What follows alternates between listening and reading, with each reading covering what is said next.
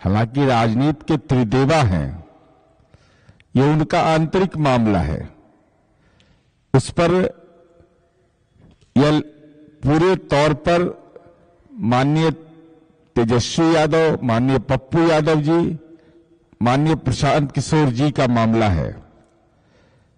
इससे हमारा कोई लेना देना नहीं है।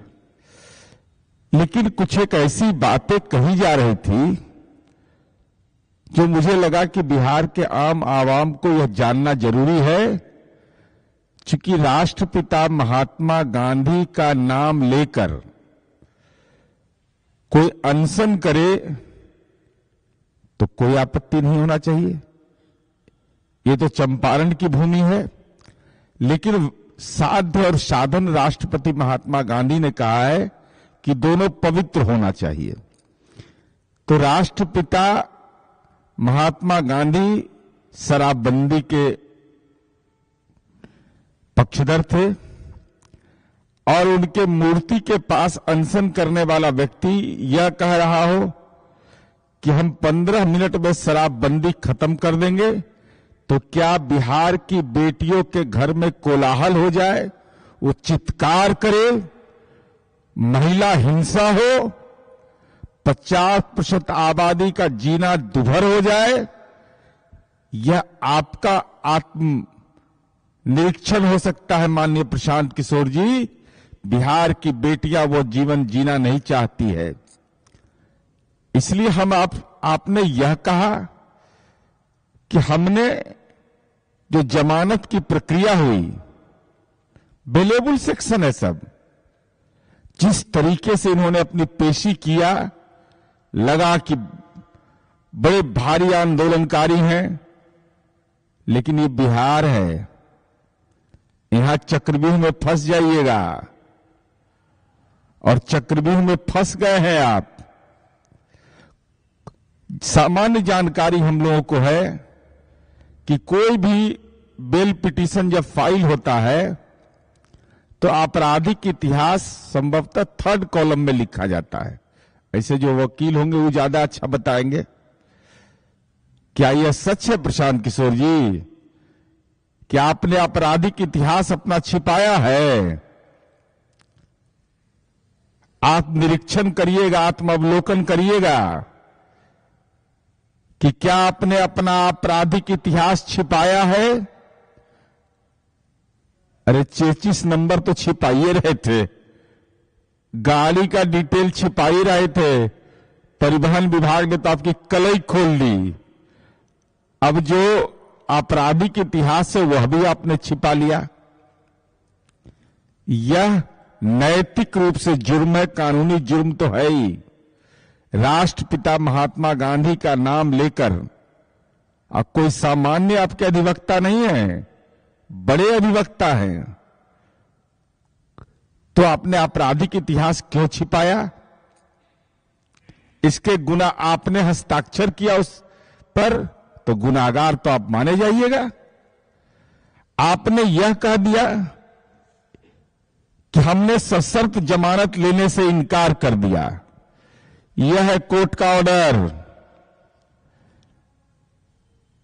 माननीय प्रशांत किशोर जी, आप स्वस्थ हो जाए इसकी कामना है हमारी, लेकिन भाषाई रूप से अस्वस्थ आप हैं। और आपने जो टिप्पणी किया, कहा कि हम तो बेल सशर्त हमको मिल रहा था, हम बेल लेने से इनकार कर दिए, हमको बेउर जेल भेजा गया। ये मैंने सुना, मीडिया के लोग भी इस सवाल को पूछते थे। हालांकि हम लोग कोई तवज्जो आपकी राजनीति को देते नहीं है, लेकिन आपकी भाषा जब विकृत हो गई तो लगा बताना जरूरी है। ये कोर्ट का ऑर्डर है, Gandhi Maidan police station case number 5/2005 state versus Prashant Kishor and others. यह बाजाप्ता यह ऑर्डर शीट है, और इस ऑर्डर शीट को मैं पढ़ना चाहता हूं, तब इनकी कलई आप समझिएगा कि क्या बोलते हैं और क्या ये करते हैं। कहा कि हमने तो कोई शर्त मानने से इनकार कर दिया, मैंने अपनी कि हमारा इतना कमिटमेंट है कि हम शर्त नहीं मानेंगे। मैं जरा पढ़ के हम सुना देते हैं। इनके वकील जो बोलते हैं कि भाई senior counsel YV Giri has also appeared on the behalf of accused petitioner. YV Giri साहब जो बड़े वकील हैं, न्यायविद हैं, वो इनके तरफ से अपीयर होते हैं, पटना उच्च न्यायालय के बड़े वकील हैं, और वो कहते हैं अपना तर्क देते हैं कि हम इनको बेल दिया जाए। उसके बाद लर्नेड काउंसिल जो होते हैं और लर्नेड एपीओ जो सरकारी अभियोजन सहायक अभियोजन पदाधिकारी हैं, उन्होंने केस रिकॉर्ड और केस डायरी इन तमाम चीजों की चर्चा की।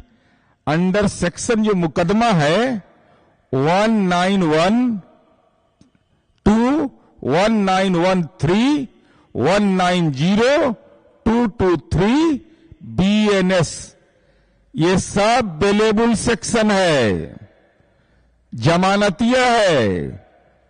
थाना से इनको बेल दिया जा रहा था, लेकिन राजनीति का नाटक करना था तो थाना से बेल लेने से इन्होंने इनकार कर दिया। तो स्वाभाविक है कोर्ट में इनकी पेशी होगी। कोर्ट में पेशी हुई और कोर्ट में पेशी होने के बाद बेलेबल चूंकि ये मुकदमा धारा था, तो ऐसा कोई भी, it is a matter of great surprise. या ध्यान से सुनिएगा, कोर्ट लिखता है it is a matter of great surprise that there is no version of police with regard to the circumstances under which the accused petitioner was not released by bail by the police. जो परिस्थिति थी ये आश्चर्यजनक है कि इनको तो थाना से ही बेल लेना चाहिए था, लेकिन थाना से इन्होंने बेल नहीं लिया और ये निजी मुचलका पर रिहा हुए। निजी मुचलका किसको कहते हैं? किसको पढ़ा रहे हैं प्रशांत किशोर जी? पर्सनल बॉन्ड का औचित्य क्या होता है कि पुलिस जब बुलाएगी तो प्रशांत किशोर जी हाजिर रहेंगे। उसमें यह साफ तौर पर रहता है कि न्यायालय जब हमको बुलाएगा तो हम हाजिर रहेंगे। तो आपने कैसे कह दिया कि सशर्त जमानत, कोई शर्त नहीं, बेलेबल सेक्शन था। आपको न्यायालय ने जमानत दिया पर्सनल बॉन्ड के आधार पर, पर्सनल बॉन्ड आपने भरा।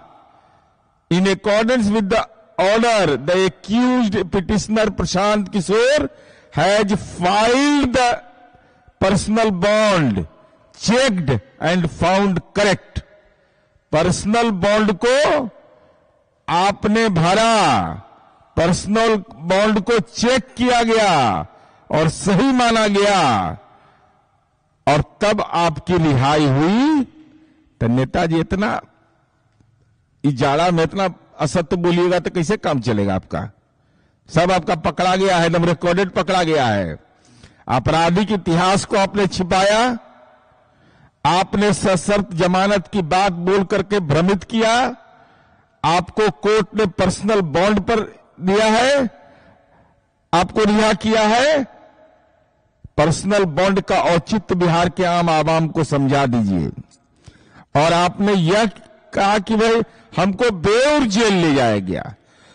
हमको भी लगा कि भाई हम भी जानकारी लिए, किसी को जेल ले जाएगा तो रिमांड होगा ना, उसका कोर्ट से रिमांड का ऑर्डर होगा ना। तो रिमांड का ऑर्डर नहीं, दिखाइए रिमांड का ऑर्डर, कहां है रिमांड का ऑर्डर? बेउर थाना बेउर जेल में अंतर है, आपको समझ में नहीं आता है कि तो पद यात्रा ही की है बिहार का। कितना दूरी है दोनों का, कितना दूरी है? अब जेल और थाना, चूंकि नीतीश कुमार जी के राज में थाना उना भी सब अच्छा अच्छा बन गया है, तो कंफ्यूज आप कर गए होंगे। ये अलग विषय हो सकता है, आपका विषय हो सकता है। लेकिन आपको कहां ले जाया गया? आप कहे हजारों समर्थकों के साथ, सबका गाड़ी नंबर है। ऐसा थोड़े है कि आप ही करते हैं। नीतीश कुमार जी का राज है, जांच पड़ताल बड़ी कड़ा होता है यहां। तब 25 गाड़ी आपके पास था, तब 25 गाड़ी में कितना आदमी चढ़ेगा? मैक्सिमम 6 आदमी। तब 25 छक्के 150, तो 150 आदमी आने था आपके पीछे पीछे। अब मार रहे गोला, हजारों आदमी हमारे साथ था, ये था। और यह सच है, चूंकि हेल्थ फिटनेस देना पड़ता है कोर्ट को। आपको एम्स ले जाया गया, आपने सहयोग करने से इनकार किया, सबका रिकॉर्डेड है एविडेंस। फतवा गए, वहां भी रिकॉर्डेड एविडेंस है।